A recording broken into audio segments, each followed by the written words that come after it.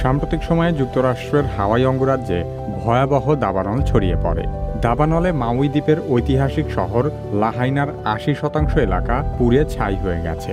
এর মধ্যে প্রায় শতাধিক লোক মৃত্যুবরণ করেছে, আরও কয়েকশো লোক নিখোঁজ রয়েছে এবং প্রায় ২,০০০-এর অধিক ঘরবাড়ি সম্পূর্ণ ধ্বংস হয়ে গেছে।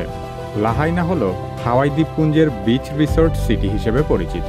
হাওয়াইয়ের এই দ্বীপটিতে আমেরিকার অনেক ধনী ব্যক্তি বাস করেন, যাদের মধ্যে অ্যামাজনের প্রতিষ্ঠাতা জেফ বেজোসও আছেন। শহরটি এই দ্বীপপুঞ্জের সবচেয়ে জনপ্রিয় পর্যটন গন্তব্য হিসেবেও পরিচিত ছিল। সাম্প্রতিক এই দাবানল হাওয়াই রাজ্যের ইতিহাসে তো বটেই, সমগ্র যুক্তরাষ্ট্রের ইতিহাসেও সবচেয়ে বড় প্রাকৃতিক বিপর্যয়গুলোর একটি। দাবানল আসলে কি এবং হাওয়াই দ্বীপপুঞ্জের এই দাবানল এতটা মারাত্মক হয়ে উঠল কেন, সেই সম্পর্কে আলোচনা করা হবে কি কেন কি।